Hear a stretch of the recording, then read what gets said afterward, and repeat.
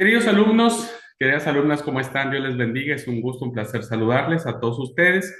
Bienvenidos y bienvenidas sean a su clase que tenemos este día de escritos paulinos, cartas del apóstol Pablo. Bueno, llegamos ya a la recta final de esta cursada y hoy será nuestra última clase que tengamos sobre este tema. Así que bueno, espero que lo abordado en esta materia despierte en ustedes la inquietud de seguir profundizando, de seguir analizando, de seguir compartiendo la experiencia paulina, sus distintos temas, su teología. Vamos a concluir ahora entonces con las tres cartas restantes, que es la primera y segunda carta de Pablo a Timoteo y la primera carta, o la carta, perdón, a Tito, que se le conocen en el ambiente pastoral como en el ambiente bíblico, perdón, como las cartas pastorales. Así que bueno, voy a compartir la pantalla y nos vamos a guiar con la presentación y vamos a analizar las tres en conjunto, ¿ok? No las vamos a analizar por separado, sino que las vamos a analizar las tres en su conjunto.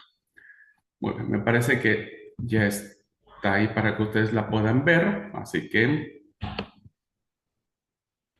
entonces vamos a analizar lo que son las cartas a Timoteo y a Tito. Y primero tenemos que zanjar el tema de la denominación. ¿Por qué se le llaman cartas pastorales? Como en su momento se les reconocía como cartas personales. Primera, segunda de Timoteo y Tito siempre se han considerado que formaban un grupo aparte de las cartas, muy diferentes a las del apóstol Pablo. Se cree que fueron escritos tardíos, ¿verdad? Que fueron escritos probablemente por una escuela paulina. La diferencia que está más a la vista es que juntamente con la pequeña carta a Filemón se le escribieron a personas. Son las únicas cartas a Tito, Timoteo, Filemón. Mientras que las otras cartas paulinas iban dirigidas a, como vimos, Tesalónica, Galacia, Éfeso, Filipos, etcétera. El canon de Muratori, que ustedes recordarán y espero que lo recuerden, que es el primer canon, que es un canon del siglo segundo, ¿verdad? En donde se hace la lista de los libros canónicos o el listado de libros que aparecen ya muy temprano en la cristiandad como libros autoritativos. Este canon se dice Muratori, pero recuerden que fue descubierto este canon por un hombre llamado Ludovico Muratori, y entonces se le dio ese nombre, pero es la primera lista oficial que tenemos de los libros del Nuevo Testamento, siglo segundo, y en este canon, en esta lista, se dice que fueron escritas estas cartas, Timoteo y Tito, por sentimiento y afecto personal. Por lo tanto, se le consideran como cartas privadas más que cartas públicas, que básicamente era el hecho de pensar que Pablo no estaba escribiendo a Timoteo o a Tito pensando que algún día estas cartas iban a ser canónicas. Y entonces, de ser cartas personales que va dirigido de un padre a un hijo, porque así le considera Pablo a Timoteo y Pablo a Tito, los considera como hijos en la fe, y que les da diversos consejos y demás, se pasa a considerarse como cartas eclesiásticas. ¿Por qué? ¿Por qué se le da el tema de la iglesia a estas cartas? Leemos en Primera de Timoteo 3:15, donde está, parece ser el objetivo que Pablo tiene en su mente cuando escribe estas cartas, principalmente la de Timoteo.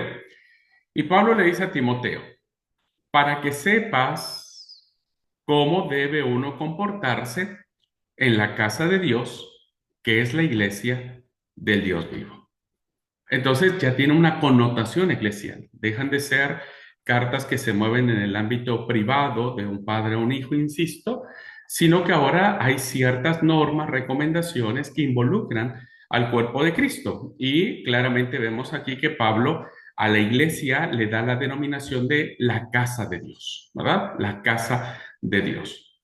Fue entonces así como llegó a verse que estas cartas no solo tenían un significado personal, sino que también lo que se podría llamar como un significado de iglesia, eclesiástico, ¿verdad? Que tenía implicaciones al cuerpo de Cristo. Por eso en el canon de Muratori, en esta primera lista, la lista más temprana que tenemos de la cristiandad, dice que aunque son cartas personales escritas por un afecto, una intimidad personal, se siguen considerando como algo santo, estos libros como sagrados, en el respeto de la Iglesia Católica y en la organización de la disciplina eclesiástica.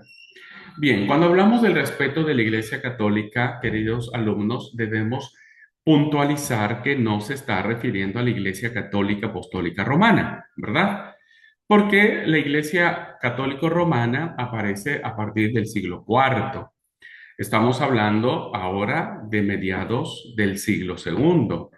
Y cuando habla de Iglesia Católica, como sabemos, la palabra católico o católica significa universal, ¿verdad? Que no es localizado, sino que pertenece a una vasta extensión.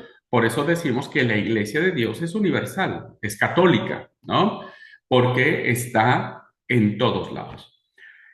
Y entonces, quien hizo el canon, esta lista, considera que las cartas de Timoteo y de Tito son el reflejo de esta Iglesia Católica universal, porque en ellas se encuentran disciplinas eclesiásticas. Ya en las cartas de Timoteo y Pablo, como vamos a ver más adelante, se desarrollan estructuras de liderazgo, ¿verdad? Estructuras de organización de iglesia. Tertuliano, uno de los escritores cristianos del siglo II, decía que Pablo había escrito dos cartas a Timoteo, una a Tito, acerca de lo que representaba o debía representar la iglesia. Hay razón para muchos biblistas de considerar que estas cartas son auténticas de Pablo, que las escribió estando él en vida y que las dirigió a a Timoteo y a Tito. Más allá de la paternidad literaria que tienen estas cartas, debemos reconocer que el sentido primordial, ¿verdad? La enseñanza primordial que tienen estas cartas va dirigido a conceptos eclesiales, al estado de la iglesia. No es pues sorprendente que el primer nombre que se les dio a estas cartas fueran cartas pontificales, ¿verdad? Pontificales, es decir, escritas por el pontífex, el sacerdote, el responsable de la iglesia, como si fuera el obispo, como si fuera el pastor, como si fuera el presbítero, ¿verdad? Incluso podría pensarse que hasta el diaconado en algunos momentos podría tener una función de liderazgo en las estructuras de organización de la iglesia. Entonces, son cartas pontificales porque están como reflejando qué debería hacer el pastor en determinados casos que está involucrada la organización de la iglesia. Y entonces de ser cartas personales y considerar que tienen una temática eclesial, ahora desemboca su denominación en lo que ya forma parte de nuestro vocabulario, ¿verdad? Al referirnos a estos escritos como cartas pastorales. Poco a poco llegaron a adquirir el nombre por las que seguimos conociendo estas cartas o epístolas. Cuando Tomás de Aquino en el 1274 escribía ya sobre Timoteo, principalmente sobre la primera carta, este escritor católico, ¿verdad? En 1264 reflexionaba y decía: esta carta es como si dijéramos una regla pastoral que el apóstol dirigió a Timoteo. Esta carta es como si dijéramos una regla pastoral, ¿verdad? Es decir, una norma de un pastor a otro pastor. Tomás de Aquino fue el primero en acuñar o en entender estas cartas en su enfoque pastoral. Cuando escribe su introducción a la segunda carta de Timoteo, Tomás de Aquino dijo, en la primera carta le da instrucciones a Timoteo acerca del origen eclesiástico, la iglesia, ¿verdad? En esta segunda carta trata del cuidado pastoral, que tiene que tener cuidado Timoteo, que debe ser tan grande como para llegar a aceptar el martirio por causa del cuidado del rebaño. Es aquí entonces donde ya vemos el actuar del pastor, ¿verdad? Cómo el pastor tiene que actuar en función de su iglesia.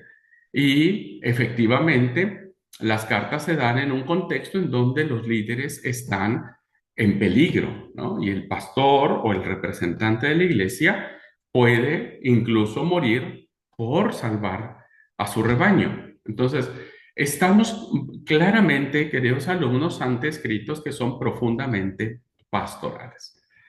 Pero este título de cartas pastorales no llega a asignársele a estas cartas hasta el 1726, cuando el gran investigador Paul Anton dio una serie de conferencias famosas sobre ellas bajo este título. Entonces le debemos el título de cartas pastorales, ¿verdad? O epístolas pastorales a este investigador Paul Anton en 1726. Y a partir de allí, bueno, ya las definimos nosotros como cartas pastorales o epístolas pastorales, que no solamente son cartas personales ni eclesiales, sino que ahora tienen un sentido muy pastoral y el afecto que nosotros encontramos en estas cartas, pues son afectos ya más íntimos, más personales, pero con una esencia pastoral, ¿verdad? Con una esencia de un líder pastoral. Bueno, perdón hermanos si se escucha ruido, aquí mis vecinos se les ocurrió hacer ruido a esta hora, que están arreglando no sé qué cosa, así que una disculpa por eso, si se escucha el ruido de fondo. Bueno, así es que estas cartas entonces van a tratar primero, ¿cuáles son los temas que vamos a encontrar en estas cartas? Vamos a ver el cuidado y la organización que se tiene del rebaño de Dios, de la iglesia de Dios, del cuerpo de Cristo, del cuerpo de Dios, ¿no? Cómo debe cuidarse. Otro tema es, le dice a los miembros cómo deben comportarse en el seno de la familia de Dios. ¿Cuál debe ser el comportamiento de los cristianos en la iglesia? Otro tema es que se da instrucciones acerca de cómo ha de administrarse la casa de Dios. Dije hace rato cuerpo de Dios, no recordaba la frase, no, la casa de Dios. ¿De qué clase de personas deben ser los responsables y los pastores de las iglesias? Y otro tema también es cómo hay que enfrentarse con las amenazas que ponen en peligro la fe y la vida cristiana. Vean ustedes entonces, queridos alumnos, cómo estos temas tienen que ver en esta función, en esta relación del pastor, iglesia, iglesia, pastor a pastor, de líder a líder, que tiene que ver básicamente con la iglesia tiene que administrarse de tal manera que debe perdurar en el tiempo, ¿verdad? Por eso hay que cuidar a la iglesia. La iglesia no puede destruirse, no puede disolverse. Y nosotros somos testigos de que nos ha disuelto, porque aquí estamos. ¿Cómo debemos comportarnos siendo partes de la iglesia, como miembros de la iglesia? ¿Cuál debe ser nuestro comportamiento, verdad? Y las personas idóneas que se van a elegir para sostener este trabajo eclesial deben tener ciertas cualidades y características que sepan discernir los peligros que tiene la fe cristiana y que incluso estén dispuestos a dar su propia vida. Así que son temas muy profundos, son temas muy relevantes, muy comprometidos con la fe cristiana y sobre todo muy desafiantes, ¿verdad? Sobre la vida cristiana. Ahora, Hablemos un poco acerca de cómo estaba el crecimiento de la iglesia para el momento en que se escriben las cartas pastorales. El interés supremo de estas cartas, de estas epístolas, está en que ellas nos ofrecen una descripción de cómo era el crecimiento de la iglesia en su primera edad. Acuérdense que el boom del crecimiento del cristianismo fue tan notable, tan fuerte, tan poderoso, que puso a temblar al Imperio Romano, ¿verdad? Así que en aquellos días era una isla en un mar de paganismo, todo lo que era Roma. Sus miembros eran la primera generación de cristianos convertidos del paganismo, es decir, hermanos o gente que antes vivían su vida de acuerdo a las normas griegas, paganas, pecaminosas, lujuriosas, etcétera, y que ahora se habían convertido a Cristo. Por lo tanto, el gran problema que existía en estos hermanos que constituían las primeras comunidades cristianas era recaer en las prácticas de la vida vieja. Siempre ha sido una constante, ¿verdad? Que quienes vienen de hábitos muy arraigados durante mucho tiempo, pues de alguna manera lo siguen como sosteniendo aun cuando ya son cristianos, ¿no? Aun cuando ya son cristianos. Bueno, imagínense, si eso pasa en el siglo XXI, pues evidentemente en el siglo primero, cuando tienen la primera experiencia de armarse como iglesia, de organizarse como iglesia, pues tienen este problema. La atmósfera contaminada seguía a su alrededor. Es de lo más significativo que los misioneros nos dicen que de todas las cartas del Nuevo Testamento, las epístolas pastorales son las que hablan más directamente de la situación de las iglesias jóvenes. Es decir, que estas cartas están apuntalando el inicio de lo que sería ya una gran iglesia organizada. Hoy tenemos nosotros una iglesia, una denominación como iglesia más estructurada, más ordenada. Tenemos concilios, tenemos una federación internacional, tenemos zonas, ¿no? en el mundo a la cual pertenecemos como iglesia. Tenemos concilios, tenemos Consejo General Ejecutivo, sobrevedores, pastores, consagrados, etcétera. Pero en aquellos años no. Entonces las cartas pastorales se levantan como un verdadero héroe, diríamos, un verdadero héroe que va a orientar y a cimentar las bases de lo que debería y debe ser la iglesia cristiana. Así que el crecimiento demandaba, ¿verdad?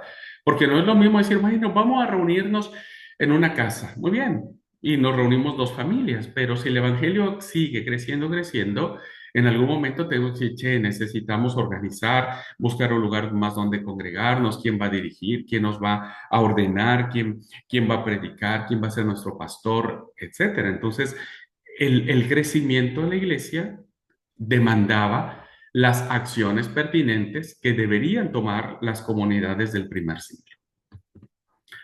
Bien, dicho esto, entonces vamos a ver un poco qué es lo que hay detrás de las cartas pastorales, cuáles son los motivos que llevan al autor, si fue Pablo, si fue alguien de su escuela, qué fue lo que llevó y lo motivó a escribir las cartas pastorales. Vemos qué es lo que ha hecho a tantas personas dudar de la autoría paulina, es decir, este, algunos creen, insisto, que las cartas no son auténticas de Pablo, que Pablo no las escribió. Vamos a ver por qué. En ellas nos encontramos con una descripción de la iglesia como una organización considerablemente desarrollada. Este es uno de los puntos que, mire, este punto no lo afirmo categóricamente diciendo esto es y nada más. Porque evidentemente hay otros autores que cuando ustedes miran sus contrarrespuestas, pues se van a dar cuenta que también tienen argumentos para explicar estos puntos que voy a desarrollar, ¿no? Pero la mayoría de la crítica bíblica se decanta porque son cartas posteriores a la muerte de Pablo, ¿verdad? Y el primer argumento que ellos establecen es que cuando vemos las cartas pastorales, vemos a una organización eclesial muy desarrollada que cuando Pablo vivía, pues todavía no existía esa organización. Los que están a favor dicen, y por qué no puede haber existido, ¿verdad? Seguramente también cuando Pablo estaba, había ya esta organización. Pero dicho sea de paso, hermanos, cuando nosotros vemos ¿cómo se llama? El trabajo del apóstol Pablo en consolidar, primero en fundar y luego en consolidar las iglesias, pues nos damos cuenta que aún estaban ahí como que acomodándose.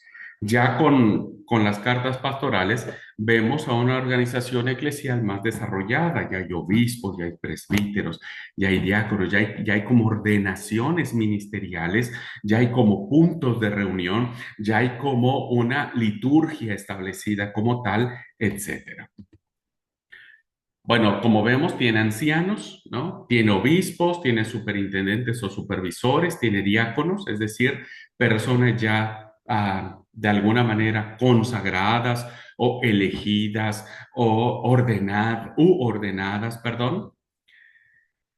Fíjense, de primera de Timoteo 5:17, deducimos que para entonces los ancianos eran responsables asalariados, es decir, como que ya había, ven, ya había como un tiempo pasado, decir, bueno, dale, yo me ofrezco para pastorar la iglesia.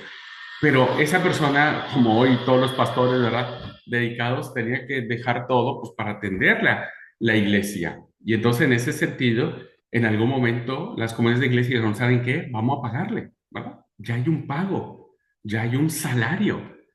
Los ancianos que gobernaran bien debían ser tenidos por dignos de un doble sueldo, no de un sueldo, no, sino de un doble sueldo, y se exhorta a las iglesias a recordar que el obrero es digno de su salario. Entonces, vemos claramente que ya hay una administración tan avanzada que ya hay como una fijación de sueldo, como que ya alguien se juntó, como que ya lo charlaron, che, ¿cuánto vamos a pagarle? ¿En qué momento le vamos a pagar? ¿De dónde va a salir la plata? Etcétera, ¿verdad? Entonces, por eso dice, el obrero es digno de su salario. Esta expresión pues ya casi nos habla a nosotros los que somos dedicados en la iglesia, de decir, bueno, yo cobro y no tengo vergüenza y no tengo por qué avergonzarme que la iglesia me pague un salario, ¿verdad? Habría que decirle a la iglesia un poco que las cartas pastorales dicen que nos deben pagar un doble salario, pero bueno, vamos a dejarlo allí. Hoy, por lo menos, hay por lo menos el principio de una orden de viudas que llegó a ser muy importante más tarde en la iglesia primitiva, ¿verdad? Eso lo vemos en esta cita de Timoteo 5:3. Bien, entonces vean cómo ya hay digo, para nosotros que incluso ya tenemos muchos años como iglesia, aún seguimos desarrollando la organización, pero es muy compleja, nos tardó muchos años para llegar a la organización que nosotros hoy tenemos como iglesia. Está claro entonces, basado en estos elementos, que había una estructura eclesiástica bastante ya elaborada, demasiado elaborada, dirían algunos, ¿verdad? Para los días muy tempranos en que Pablo vivió y trabajó. O sea, fue muy pronto que Pablo pudiera establecer un modelo que fuera establecido en todas las iglesias en que él consolidó. Me parece que estas cartas, si se ubican ya en la última 2 décadas o década del primer siglo, pues podríamos pensar que ya la iglesia tiene bases ya más sólidas para soportar incluso la persecución. Otro tema que tendremos que considerar, hermanos, para decir por qué las cartas pastorales eh, se podría decir o dudar de que no son de autoría paulina. Bueno, la primera vimos que ya hay como un desarrollo de iglesia, organización eclesial. Ahora vamos a ver que ya cuando se escriben las cartas pastorales hay un desarrollo teológico, ¿verdad? Muy fuerte, muy poderoso. Lo podemos ver, por ejemplo, en el Evangelio de Juan. El Evangelio de Juan se escribe casi a finales del primer siglo, ¿verdad? Entre el 95 y 98, 99. Ya hay una teología muy desarrollada, ya hay elementos muy fuertes.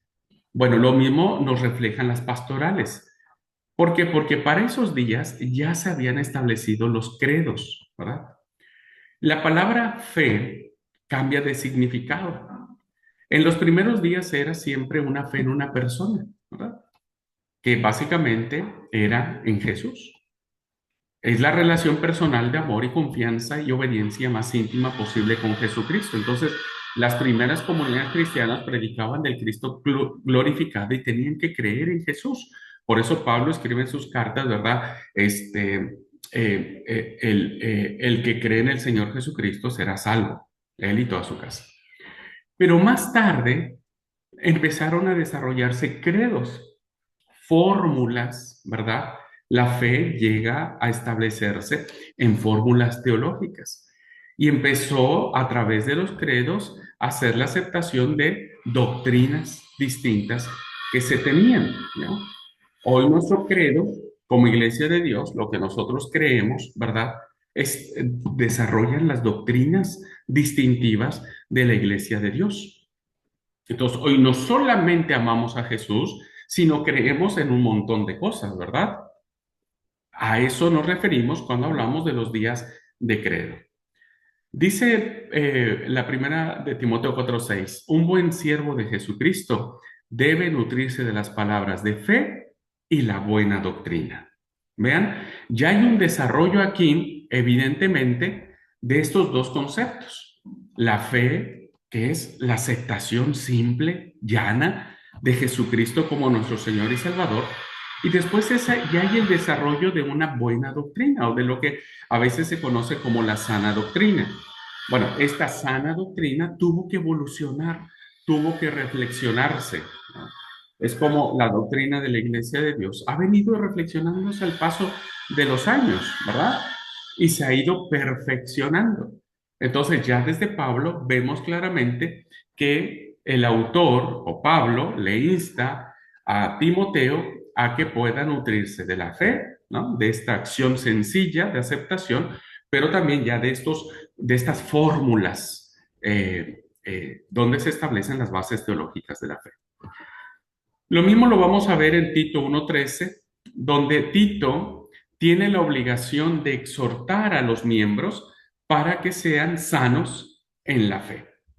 Evidentemente, esta sanidad en la fe tiene que ver con el credo doctrinal, ¿verdad? Tiene que ver con esta forma de eh, crecer teológicamente, de comprometerse con una doctrina.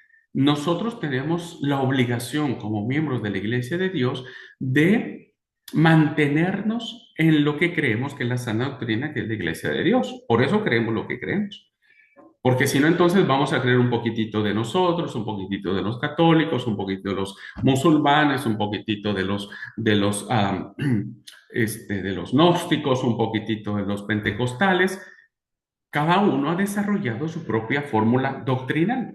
En aquel tiempo, ¿verdad? La iglesia hizo todo lo posible por mantenerse unida bajo un solo credo, ¿no? Y eso es lo que nosotros vemos en la iglesia del primer siglo. Y vemos aquí, hermanos, por ejemplo, que tenemos los ecos de los credos más antiguos. Encontramos en la primera carta a Timoteo este credo, ¿verdad? Que es un credo de una reflexión teológica que no vamos a analizar hoy, pero que evidentemente, hermanos, refleja la profundidad. Fíjense lo que dice. Dios se ha manifestado en carne. Es decir, ya hay un establecimiento en el credo cristiano de decir que Dios se encarnó en Jesucristo y que Cristo tuvo cuerpo carnal, ¿verdad? Es decir, tenemos ya dos elementos aquí doctrinales, la encarnación y la humanidad de Jesús, ¿verdad? Luego dice, ha sido justificado por el Espíritu. Cristo fue levantado por el Espíritu Santo de Dios, que ha sido visto por los mensajeros, es decir, que la fe cristiana se basa en el testimonio de las personas que lo vieron claramente, ¿verdad? Se basa en el testimonio. Cristo fue levantado por el poder del Espíritu Santo de Dios, venció a la muerte y dice, fue visto, fue testificado. Por eso Pablo en algún momento decía, ¿verdad? Primero se apareció a los apóstoles, luego a los 500 y luego a una gran multitud y luego se me apareció a mí. La fe cristiana no está basada en un cuento, en un mito, sino está basado en el testimonio de personas que lo vieron. Luego se ha sido predicado a los gentiles. Es un querigma, es una proclamación de salvación. ¿Para quién? Para todos. Fíjense cómo el credo de la iglesia no se centra en la teología judía, sino en la teología universal que ha creído en el mundo, ¿verdad? Que ha sido creído en el mundo, es decir, que es un testimonio que durante todo el tiempo seguimos habiendo personas que aceptamos a Jesucristo como Señor y Salvador y ha sido recibido arriba en gloria, es decir, el Señor reina hoy con autoridad, está sentado a la diestra del Padre, intercede por nosotros y recibe alabanza y adoración por ser Dios. Vean entonces, queridos hermanos, cómo ya los credos para estas fechas eran muy importantes.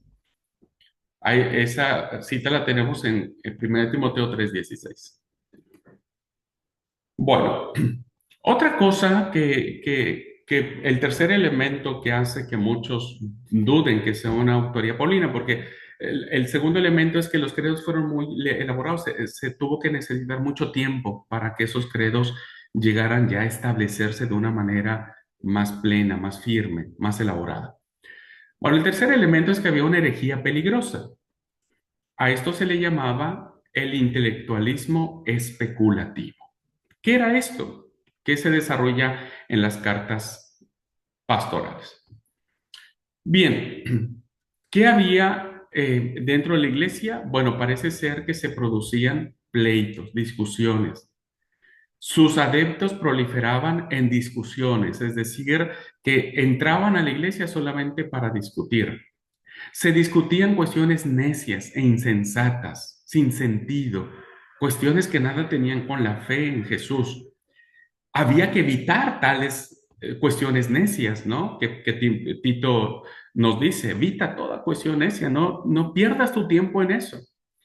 Bueno, con estas ideas que tenemos, la palabra que se usa para cada caso en la palabra cuestiones o discusiones es exétesis, que quiere decir discusión especulativa.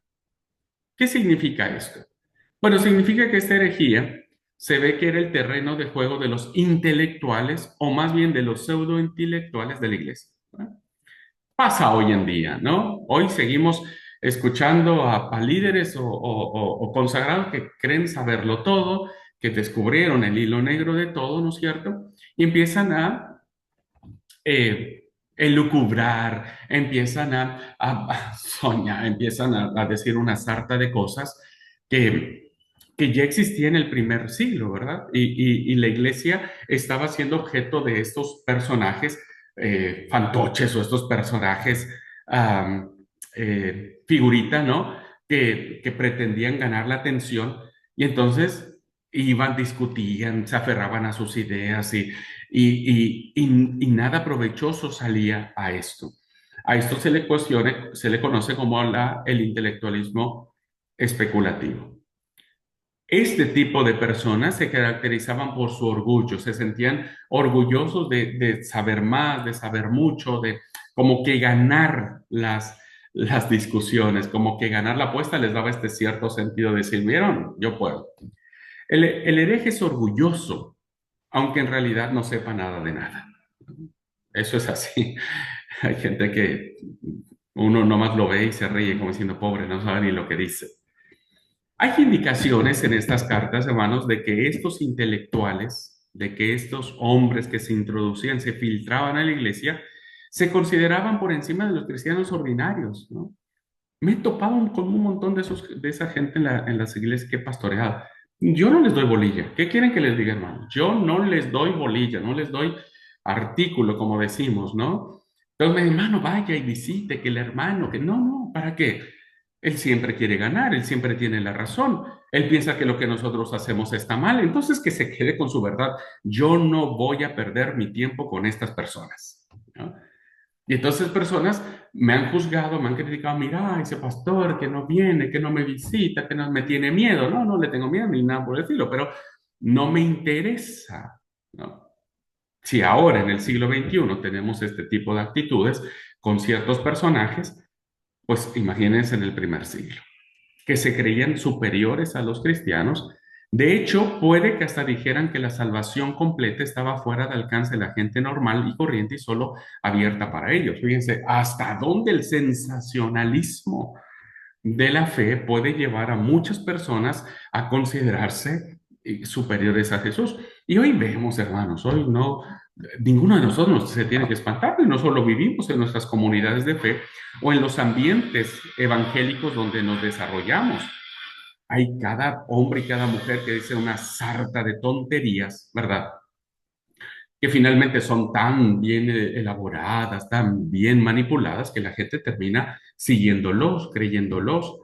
Pero al final todo eso cae, eh, eh, este, cae en saco roto porque nada de eso permanece. Pero esto era un problema que nos ofrecen las pastorales. Las pastorales nos dicen que había estos fenómenos, ¿no? De intelectualismo muy asociados con los gnósticos, ¿no? Con los gnósticos. Había también, hermanos, en el seno de esta herejía, dos tendencias opuestas. Es decir, aún dentro de este grupito que se consideraba los mejores y demás, hay había como dos bandos también, entre ellos estaban divididos. También pasa, hermanos, en todos lados pasa. Primero uno eran los ascéticos, ¿verdad? Los de tendencia ascética. ¿Qué decían ellos? Bueno, estos herejes trataban de establecer leyes alimentarias especiales, olvidando que todo lo que había Dios hecho era bueno, es decir, no comas esto, no comas aquello, no comas lo otro, aun cuando eran alimentos permitidos por el Señor, ¿no? Es como si hoy yo me parara en la iglesia y le dijera a la iglesia, hermanos, a partir de hoy nadie come carne, ¿no? Porque es mala, porque tiene esto, porque tiene el otro, porque tiene aquello, y hoy vamos a comer solo cereales y verduras. Y uno dice, pero ¿por qué vas a prohibir comer carne si no está mal, ¿no? No está mal, pero en aquellos tiempos era como una ley, era decir, no, si no lo haces, te perdés. Catalogaban muchas cosas como impuras, olvidando que todas las cosas son limpias para los limpios. No estamos hablando de los alimentos que el Señor prohibió como impuros. Simplemente que aún aquellos que eran puros, ellos decían, no, no se pueden comer y punto. También, hermanos, no es imposible que estos grupos consideraran las relaciones sexuales como algo inmundo, aún entre pareja, aún entre esposo y esposa. Y entonces decían, nadie tiene que tener el goce de una relación sexual, ¿verdad? Incluso había personas de estos herejes que menospreciaban el matrimonio, decían, no, no, ¿para qué te vas a casar? Para tener relaciones sexuales, eso es pecado. Y hasta que trataran de persuadir a los que ya estaban casados a separarse, fíjense. Fíjense hasta dónde llegaban estos tipos, como ellos eran como una ideología de decir, no, guardémonos nosotros, purifiquémonos nosotros, mente, alma, cuerpo y corazón, alejémonos de todos, tengamos una vida de meditación interna, etcétera. Porque cuando leemos en Tito 2:4, se hace hincapié en los deberes naturales de la vida matrimonial como vinculantes para el cristiano. O sea, si el autor, si Pablo, el autor de Tito, no considerara peligroso el tema del matrimonio, pues no hubiera dado esta indicación. Pero el hecho de haber dado el deber natural de la vida conyugal hace entender que ese era un problema que estaban queriendo meter estos herejes. Entonces, había un grupo, ¿viste? Cerrado, dice, esto no, no, no, no y no para todo, ¿no? Y entonces se ha mantenido esta herejía, ¿eh? En muchas denominaciones y en muchas cosas. Pero Pablo, evidentemente, Tito le dice, no, no escuches. no te metas, no les des bolilla, no les des artículo, porque estos cuando vos les das la mano, te agarran el pie. Entonces, este era un grupo. El otro grupo eran los que conducían al otro lado, ¿verdad? A los que se iban a la inmoralidad. Los herejes hasta invadían las casas particulares y se llevaban a las mujercillas débiles e insensatas por malos caminos. ¿Ya qué creen que se las llevaban? ¿No? Porque ¿no? Profesaban conocer a Dios, pero le negaban con sus obras, porque eran herejes que decían, y nosotros podemos hacer de nuestra vida lo que querramos. He conocido a mucha gente así, que uno dice, pero Dios mío, qué cara dura que sos. Vos venís aquí a pretender, a decir cosas del Evangelio, de la palabra, me citas la palabra, y cuando tú vives totalmente inmoral, ¿verdad? Totalmente inmoral. Bueno, eso pasaba. Se dedicaban a embaucar a la gente y a hacer dinero con su falsa enseñanza. Fíjense, ya me cansé de repetir, pero no estamos alejados, por eso las cartas pastorales son muy pertinentes para nosotros hoy, ¿no? Para ellos, la piedad era rentable económicamente, enseñaban y engañaban por dinero.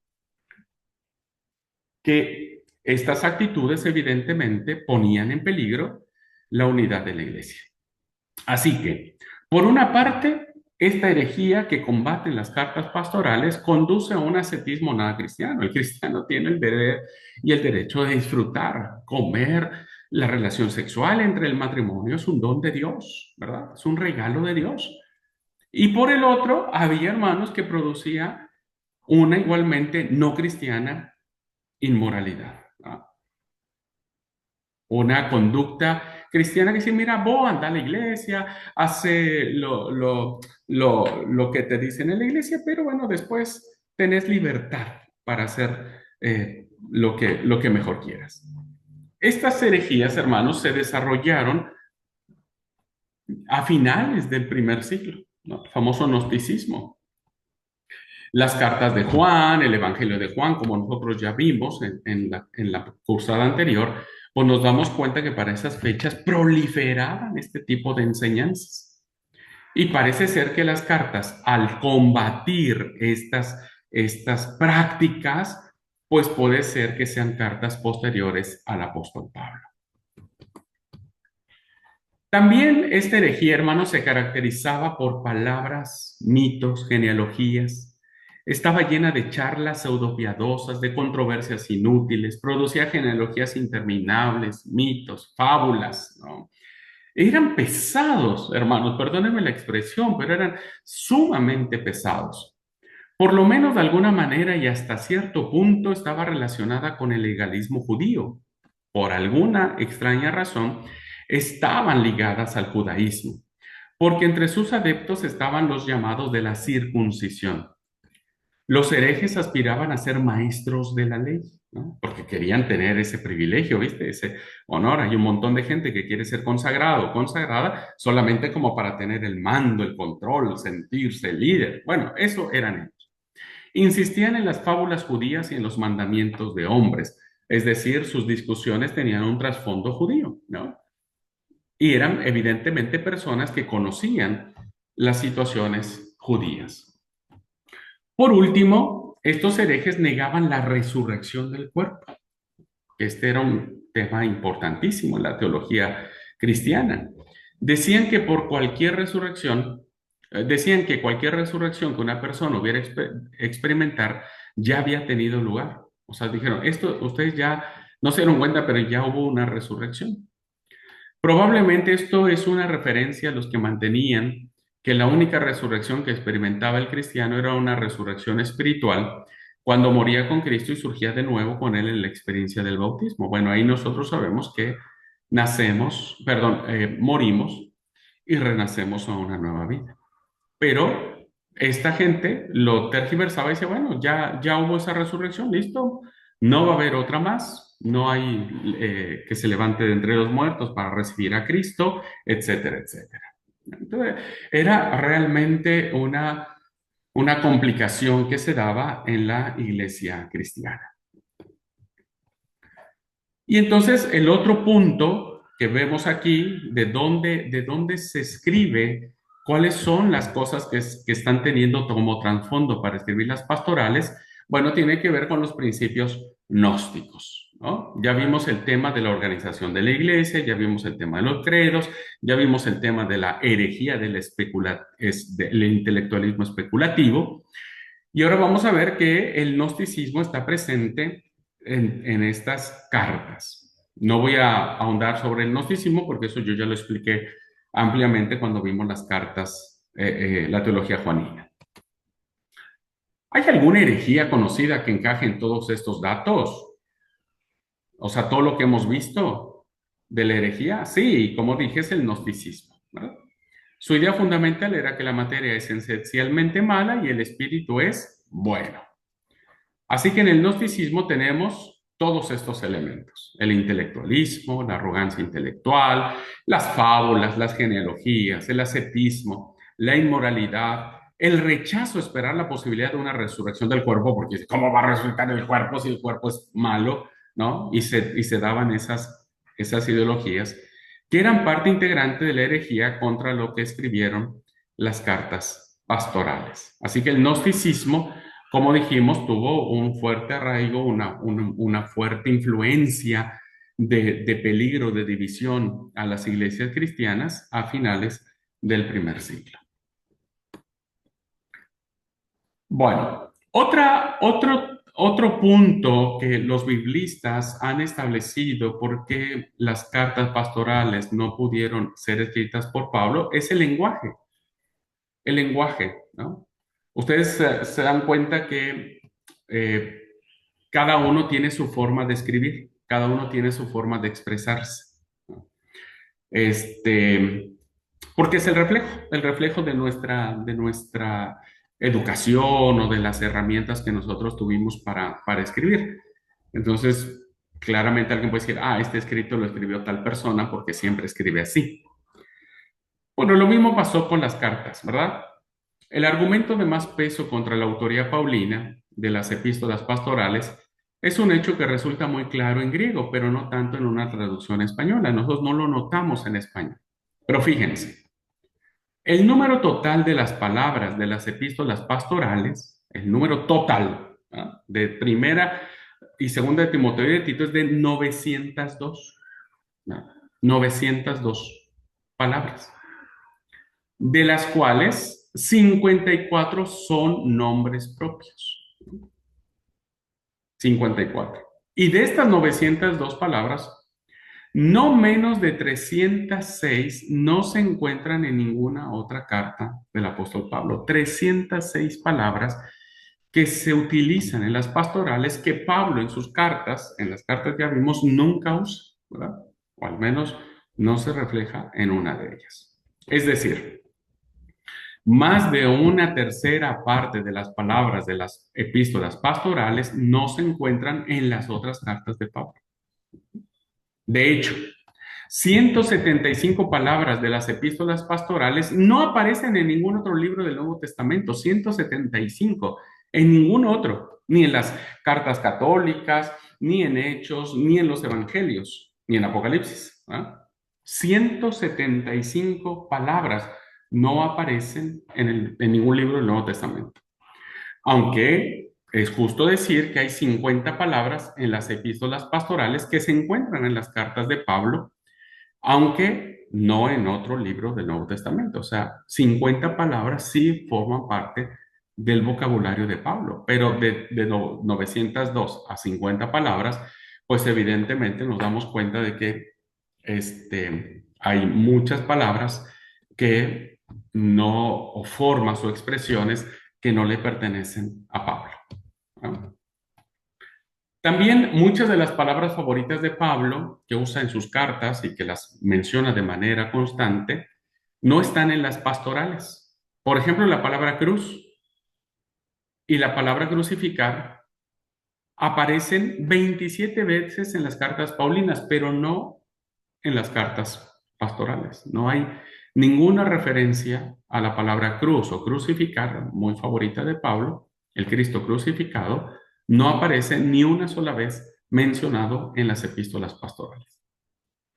Eleuteria, esta es otra palabra, y derivadas que tienen que ver con libertad, la palabra libertad, aparecen 29 veces en las cartas de Pablo, pero nunca en las epístolas pastorales.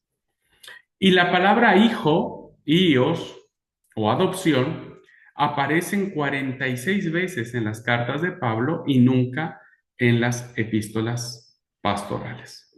Entonces son ejemplos de pensar que tal vez estas cartas, algunos que hablan a favor dicen, bueno, Pablo pudo haber escrito de otra manera o pudo haber sido por un secretario, el secretario, sí, evidentemente, no vamos a entrar en esa discusión, cada uno tiene su propia postura, pero lo que creemos es que más allá de esto, podemos ver o darnos cuenta cuáles eran los motivos con los que se escribió las pastorales, ¿no?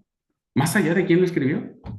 ¿Qué estaba sucediendo en esos años en la iglesia que provocaron la elaboración de estas cartas? Bien, entonces hasta aquí, hermanos, hemos llegado al desarrollo de las cartas pastorales. Ya vimos cuáles eran sus complicaciones, ¿no es cierto? Pero ustedes lo tienen todo este material en la plataforma, como le dije, bájenlo y vayan leyendo versículo tras versículo y eso les va a ayudar mucho a poder comprenderla. Ahí está lo que es el sumario del tema de Tito, la información básica de Tito, la de primera de Timoteo, el sumario de Primera de Timoteo, Segunda de Timoteo y la división de acuerdo al contenido de Segunda de Timoteo. Bueno, todo está allí. Ustedes tienen toda la oportunidad de poder reflexionar en cada uno de los temas y poder ahondar cada vez más en esto. Bien, pues es así entonces, queridos alumnos y alumnas, que hemos llegado a este recorrido puntual de cómo la teología del Nuevo Testamento se fue desarrollando en función de estas cartas, de este pensamiento, de este actuar de Pablo, de este acercamiento que él tiene a las distintas iglesias que él ha ido consolidando, ha ido fundando, los consejos que da, las normas que imparte, y que de a poquito las iglesias van reconociendo en estas cartas la autoridad de Pablo y las reconocen como suyas, como propias. Y esto es algo maravilloso. Habría imagínense, se han escrito miles y miles de libros en lo que tiene que ver con la teología paulina y para una cursada es imposible abordar todos los temas de manera puntual, pero con esta información ustedes ya tienen todos los elementos necesarios para guiar sus futuras investigaciones, sus futuros acercamientos de investigación o de escudriñamiento o de reflexión o de meditación que puedan tener sobre las cartas. Cuando ustedes quieran leer algún pasaje de Romanos, de Hechos, no, hechos no, pero de Romanos, de Corintios, de Filipenses, bueno, ya más o menos tienen que ubicarse en tiempo y espacio para darse cuenta cuál era el sabor y la esencia que tenían esas congregaciones al momento en que recibieron las cartas del apóstol Pablo. Para mí ha sido un placer y un honor poder haber compartido con ustedes, queridos alumnos. Pues hasta aquí tienen un tiempo suficiente para hacer el trabajo de final, ¿verdad? He estado con un problema con mi computadora, pero espero resolverlo pronto y poder subir las consignas del trabajo final. No es difícil, hermanos, el trabajo final es solo que ustedes se inspiren, tengan un tiempo de reflexión y basándose en las consignas que les voy a dar, bueno, escribir una linda carta que vaya dirigida a sus comunidades de fe. ¿Ok? Bueno, pues muchas gracias por su atención. Quiero cerrar este tiempo con una oración y darle gracias a Dios por permitirnos haber tenido este momento de aprendizaje. Les invito a orar. Amado y buen Padre Celestial, te damos gracias, Señor, por habernos permitido llegar al final de esta cursada. Gracias por darnos tu compañía, por darnos sabiduría, por cuidarnos y por sobre todo, Señor, avivar en nosotros el deseo de conocer más de tu santa palabra. Bendícenos a cada uno de nosotros, estudiantes de la Biblia, para que seamos fieles a ti y a tu mensaje, Señor, y que cada día podamos ser llenos del espíritu de sabiduría que nos acompañe cada día para ser mejores siervos y siervas de tu Hijo Jesucristo. Gracias, Padre, por este tiempo. Te damos la gloria en el nombre poderoso de Cristo Jesús, nuestro Señor. Amén. Bueno, pues que Dios los bendiga, hermanos y hermanas. Nos vemos pronto. Ustedes tienen mi teléfono y cualquier duda o cualquier situación que tengan del trabajo final, me avisan y ningún problema. ¿Ok? Les voy a dar tiempo suficiente, quédense re tranquilos. Este año a veces se complica porque es el último año, pero vamos a tratar de llevarlo lo más tranqui posible y que no se me estresen. El chiste es que traten de aprender lo más que puedan, ¿no es cierto? La calificación es lo de menos, lo importante es que aprendan lo más que puedan, ¿no es cierto? Y que esto que aprendan lo desarrollen en su iglesia. Eso es lo más importante, ¿no? Entonces, no se preocupen por, eh, no sé, esta presión de decir, hijo, tengo un montón de cosas, tengo demás. eh, ya va a terminar su sufrimiento, queden tranquilos, ya falta menos, hombre, vamos en el quinto mes del año, faltan poquitos, ya avanzamos un montonal, así que no se me desesperen, queden tranquilos, tienen tiempo suficiente, el que tenga algún problema me avisa ahí, el chiste es que lo disfruten, por favor, disfrútenlo y vuélquenlo, vuélquenlo, vuélquenlo siempre en favor de la iglesia, en sus reflexiones, a ustedes tienen mayores elementos para hacer sus reflexiones, sus sermones, su consejería, todo, ¿verdad? Eso es lo más importante. Bueno, gente linda, que Dios los bendiga, nos vemos pronto, nos vemos la próxima semana. No, ya entramos en vacaciones, ¿eh? Ojo, entramos en vacaciones. Oh, bendito Dios. Así que bueno, chochos de la vida, tenemos vacaciones, ahí se van a recuperar de todo lo que tengan pendiente y listo. ¿Ah? Bueno, nos vemos, Dios mediante, entrando a las vacaciones. Abrazos y bendiciones.